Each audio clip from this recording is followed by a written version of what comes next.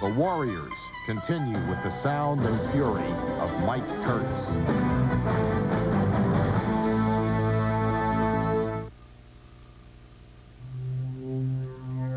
Under the midday sun, the light of battle shone brightly in the eyes of Mad Dog Mike Curtis.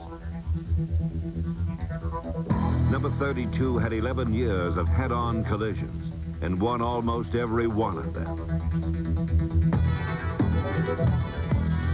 He was a relentless tracker of pass receivers, runners, and quarterbacks.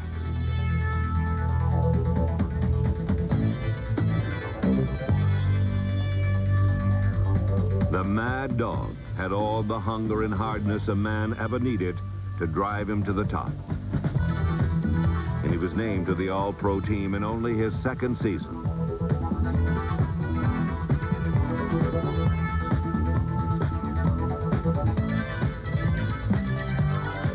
It was ironic that this future Hall of Fame linebacker came to the Colts at a different position. Mike Curtis was a great football player that I drafted out of Duke University, and to show you how smart I was, I brought him in and made him a fullback. And after the first year, it was very evident that Mike Curtis was not an offensive player, he was a defensive player. As a fuzz-cheeked rookie fullback, the first hint of Curtis's fierce nature surfaced in a pregame incident with Baltimore star quarterback Johnny Unitas. I played fullback, and I remember I didn't turn around at the line of scrimmage to catch the ball, and he just rifled the ball in the back of my helmet. Well, it angered me so much that I almost went back and decided to do something about it, but then I remembered I was a rookie and I couldn't do that because this guy was a great ball player. But I almost punched him out. We used to say that Mike had come out and chew the tires off the bus on the way to the game. I mean, he was a pretty vicious football player. Never has a man been unhappier the day of a game than he would just get beside himself. He hated the Doris Day, the American flag, black and white saddle Oxfords, his own teammates. He had the disposition of a Highland moccasin.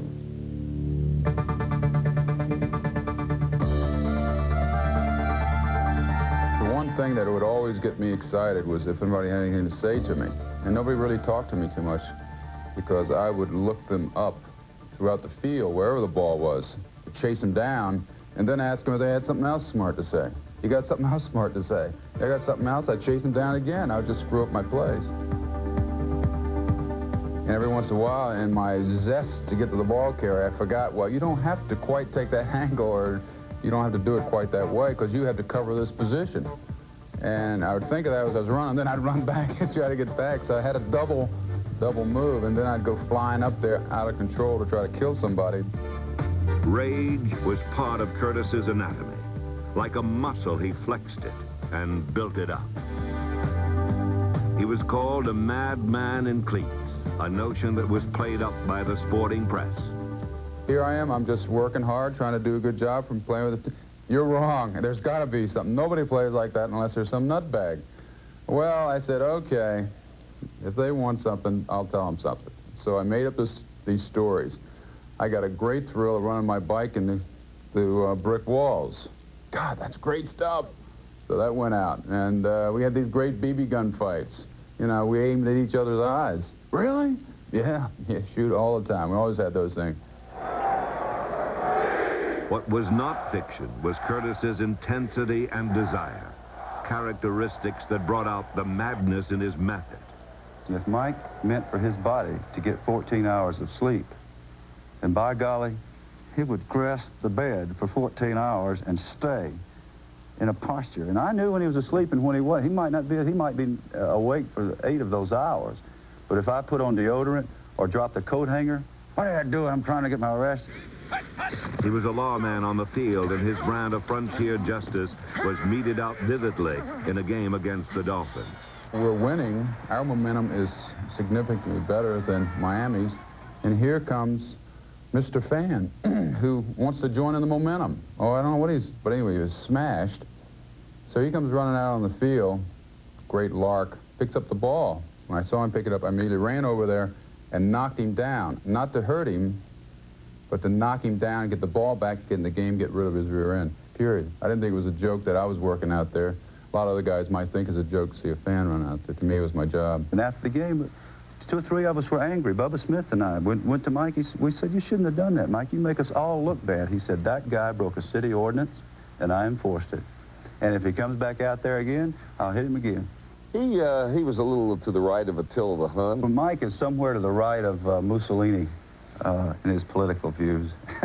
Somebody gave me a doll of John Wayne, the Duke, Mr. All-America. Hey. So I got him in my office, yeah. In Baltimore, Curtis was a hero bigger than any movie star. And like John Wayne Westerns, all action became secondary to the final shootout. Marking his counts, takes it away without a fake, rolling to his left side, sets up, and is going to be swarmed under. The ball is free. Baltimore's got it. Racing for the goal line is Mike Curtis. He's to the 15-10, 5. Curtis scores. Go to war, Miss Agnes.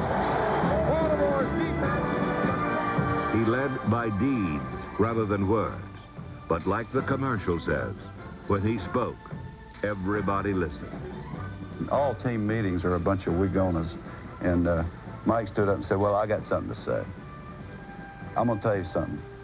We're going to win the rest of our games. He said, we got 3 games left in the season, then we got 2 playoff games, and then we got the Super Bowl. That's 6 games. I'm going to play the same way I always play. And everybody in this room is going to go full speed all the time in practice and in the game. Because if you don't, I'm going to whip your butt myself. Remember, I said that. And he sat down, and we won all 6 games.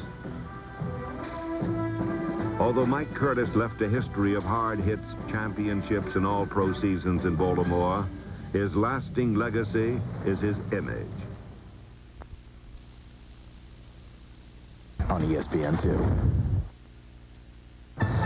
Our salute to Warriors continues with a very tall tale of Doug Atkins. My first recollection of Doug Atkins was when we played the Bears in an exhibition game in 1965, and Skoronski was offensive captain. And I really looked up to him. And so when he came to me before the game, he said, look, here's some things I want you to remember. Number 81 is Doug Atkins. He's 6'9", he weighs 265 pounds. He said, don't